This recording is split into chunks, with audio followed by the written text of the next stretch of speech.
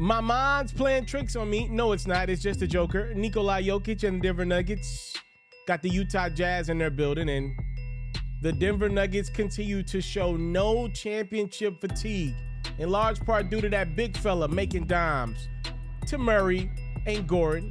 And when guys miss shots, Jokic has got their back. The put in is good from Jokic. Nikola just makes the game look so easy. That's how you know he's the best in the world. Everything just looks slowed down. Nothing looks too fast for Jokic. And speaking of figuring it out, we know Jokic's the best in the world, but his right-hand man, Jamal Murray, starting to show signs of himothy.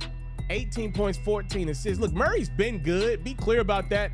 But I had questions about how would he come in and approach this year. So far, so great. Look at this play from Murray in transition to Gordon. We got to start having some different conversations about Jamal Murray. He keeps playing like this. Beautiful pass to find his man for the finish. Third quarter, the old hook shot from Jokic got the Nuggets sitting pretty. Jazz, though, they got fight in them. Taylor Horton-Tucker's going to go up to Walker Kessler for the alley-oop. And then it's Clarkson finding Larry Markkinen in the corner for three. Jazz cut their deficit down to single digits. But at some point, you just got to stop that man. Jokic brings over the triple team, finds an open Aaron Gordon for the easy dunk. Jazz still fighting, though. THT once again finds Kessler.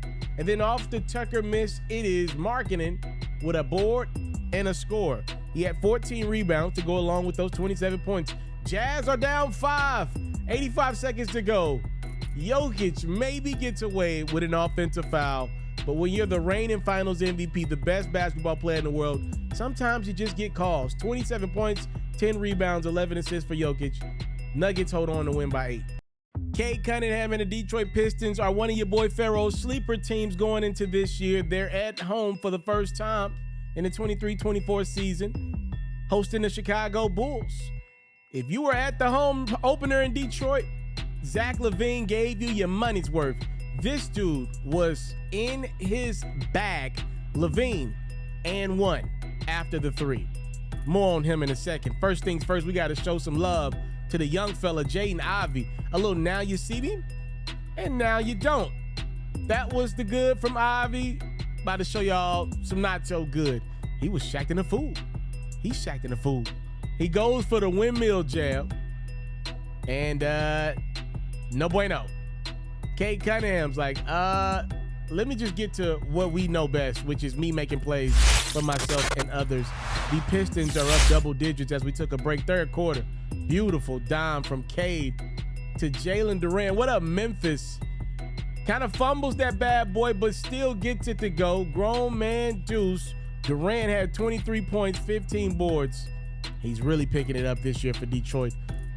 Chicago using their defense to lead the Zach LaVine offense. It's Alex Caruso with the steal, LaVine with the easy deuce.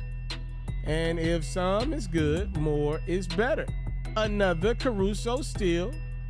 Why not give it to the dude that had a career-high 51 points on 19 of 32 shooting for Chicago? Bulls hanging around down 10. Isaiah Stewart, no. Duran, yes. Chicago relied heavy on Zach, but not a lot of production from everybody else as the Pistons use a team effort to down the Bulls 118-102. Joel Embiid and the Philadelphia 76ers got James Harden on their bench for the last time. Little did we know. Portland Trail Blazers kicking off a road trip in Philly to take on a Sixers team that's just balling out.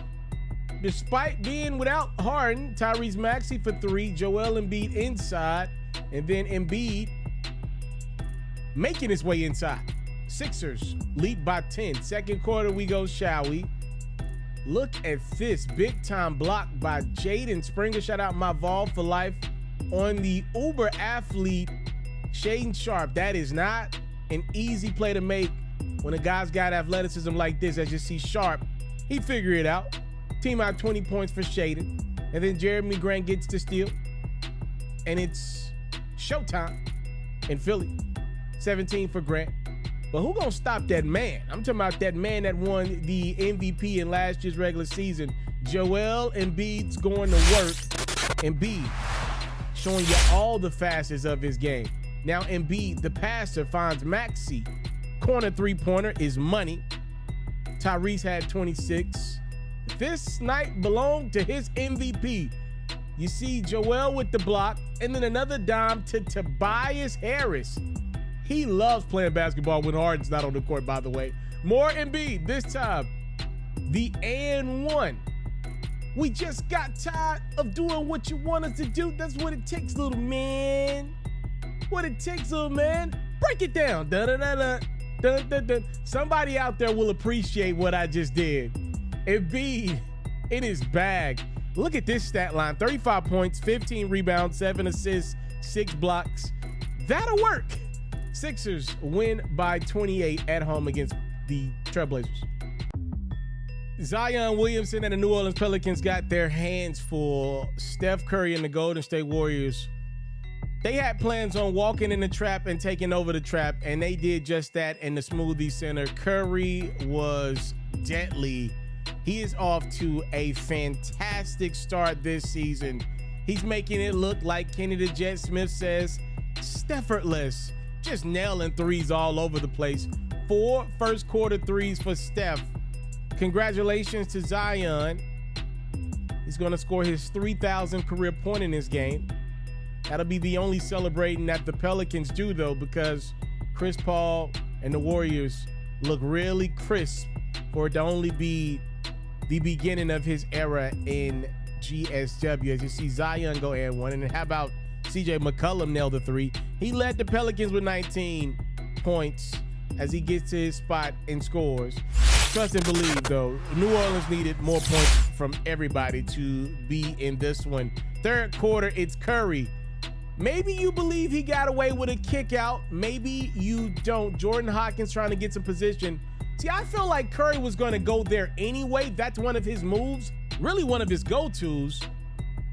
Pelicans head coach Willie Green didn't appreciate the no call. He's issued a technical foul, and things went from bad to worse for the Pelicans from there. Curry and one. Chris Paul joining the highlight because it really ain't no fun if the homie can't get none, especially the new homie.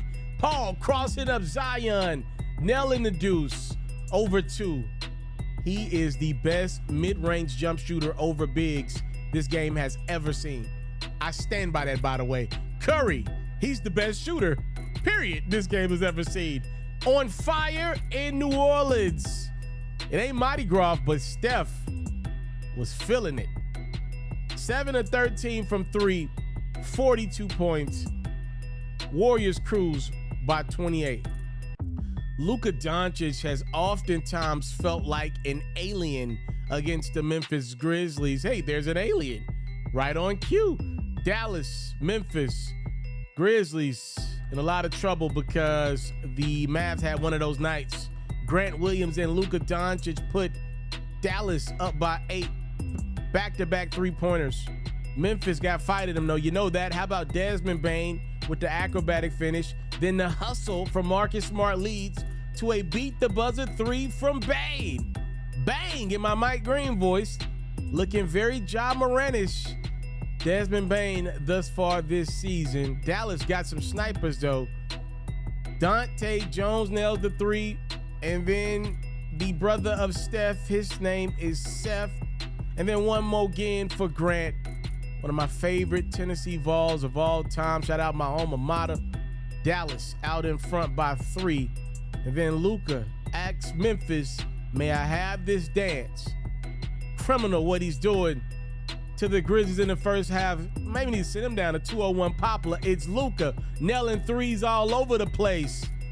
The Don puts Dallas up by 8. Let's take a break and see if things were different in half number 2 for Memphis. Bang goes right down Beale Street. And then how about Marcus Smart up top to Jaren Jackson? He went to Jarrett's. Y'all see what I did there? Grizzlies only down a point despite the Dallas three-pointers.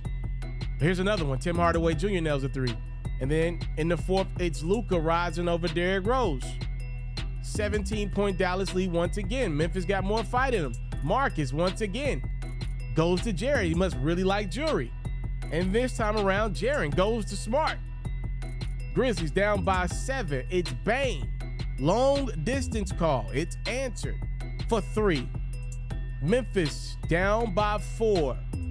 When it's winning time, the difference in this one was Dallas had their superstar.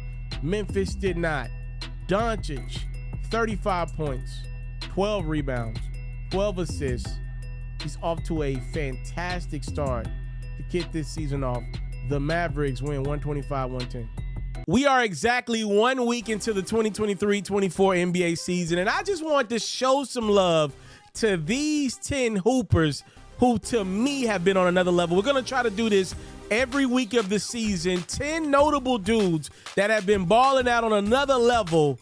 Here's my 10 thus far. Not my 10 in the best in the world. Y'all already got that list. But the 10 guys that have come out the gate into this season hooping for their squad. At number 10, I'm rolling with Anthony Edwards of the Minnesota Timberwolves. I think we've officially seen the passing of the torch from Cat to AE. At number 9, Tyrese Maxey. Philadelphia came into the season with James Harden trade requests at the top of their list of things they had to address. I believe the reason why the Sixers traded Harden 3 games into the year because they feel good about the future and the trajectory of Tyrese Maxey. They believe he's now legit number 2. Give Ty Max some credit. At number 8, I'm rolling with Desmond Bane of the Memphis Grizzlies. Memphis can't close games, but it's not Bane's fault. He is doing his best to pick up the load that Ja Morant has left out there for 25 games. At number 7, Giannis is an all-time great player in my estimations. I do believe Giannis left a little on the table the last couple years. If we're comparing Giannis to Cleveland Bron ain't leave nothing on the table when he was in Cleveland first time around. With Dame now in Milwaukee, I believe Giannis has got that extra battery in his back. He's already probably the hardest working player of all time. Now he's back playing on another level every single night. At number 6, De'Aaron Fox. I know he's going to miss a little time with an injury, but D Fox came into this season with best point guard in the world on his mind. Now we got guys like Luka and Steph lighting it up, but I do believe they will come back a little bit at some point. January, February, we know those guys usually have an injury or 2 here or there. If D Fox can come back from injury and keep up the pace that he's playing at, since he's a young bull, I think there may be a conversation to be had about him as the best point guard in the world before the end of this season. We shall see. At number 5, I gotta show some love to Cam Thomas of the Brooklyn Nets. Now, let's be clear. Cam walks into every building believing he's the best player in the world, right? He thinks he's every bit as good as Kobe Bryant. I believe he wears the number 24 jersey, correct? Cam is out there to get Cam some looks. The reality is the Brooklyn Nets are not a good team, and who cares? I mean, he's entertaining, he's aggressive, he's a dog. Why not? I don't know if Cam's future is going to be with Brooklyn, but somebody is going to give this young bull the bag to be their starting point guard that can score the ball. Somebody's going to do it. I don't know if it's going to be Brooklyn. At number 4, I got to show love to Joel Embiid. Embiid didn't complain. We ain't heard him publicly do it, at least, about James Harden not wanting to be there. He's put his head down and got back to work and picked up on an MVP campaign that he had last year. Now, Embiid, I don't know if he's going to win regular season MVP back-to-back years, but he's got a hell of a shot. The narrative is already there. Sixers lose their second-best player in James Harden. If Embiid is somehow, some way able to get the Sixers to a top 3 seed out East, people are going to be saying he should be in that MVP conversation again, even with Tyrese Maxey playing some incredible ball. Number 3, the best player in the world right now is Nikola Jokic. I don't think anybody's disputing that right now. The game is in slow motion because Jokic said he wants the game in slow motion. The man told you he ain't touched a basketball all summer. He's been horse riding, horse racing in Serbia. Comes back to the NBA and continues to dominate. Denver ain't lost the game yet. You want to know why? Jokic is commanding and controlling every facet of the game for his squad. The only reason why I'm putting these 2 dudes over Jokic is because they have been out of this world. Number 2, Luka Doncic. You could argue 2 is 1 and 1 is 2. It's whatever you prefer and whatever your preference is. Luka is a walking bucket. He's got a habit of starting these seasons off on another level. This year is no different, and he looks better, right? In years past, we've seen Luka look a couple pounds extra to be a starting point guard / small forward of the Dallas Mavericks. But now he looks the part. He plays the part all the time, obviously. It's an all-time great guard, bro. All-time great forward. This dude is him for real. Already got a game winner with one hand under his belt this season. Legend, Luka. Number one in the hood is none other than Wardell. Stephen Curry has entered this season with a chip on his shoulder. And for the life of me, I can't understand why Steph Curry, 4 rings in, 1 finals MVP, 2 regular season MVPs, the only dude ever to do the unanimous MVP thing. For the life of me, I'm trying to figure out why is this dude so angry coming into this year? He is killing dudes. What's wrong with Steph? You would think a guy of Curry status would come into a season slow. We obviously know he plays a lot of golf in the summers, which is obviously hard on the back. Steph and the Warriors are clearly playing the long game. I don't think anybody would be mad at Steph if he was playing his best basketball of the season March, April, May versus November, December. But give Steph credit. He's come out of the gate hot as a campfire. He is on an incredible level, and I just don't want you to take Steph for granted because LeBron James exists. Yes, LeBron, maybe the greatest player ever to a lot of people. Steph, top 12, easily great player of all time in my estimations, and he's having another incredible campaign to start. Those are my top 10 guys 1 weekend into the season that are just on another level right now, y'all. Tell me who you got, what you agree with, what you disagree with. So far in, who are your top 10 guys? If you have not done so, head over to the NBA.com and go grab you a League Pass subscription so you can check out this incredible ball night in, night out of the season, all right? I'm out.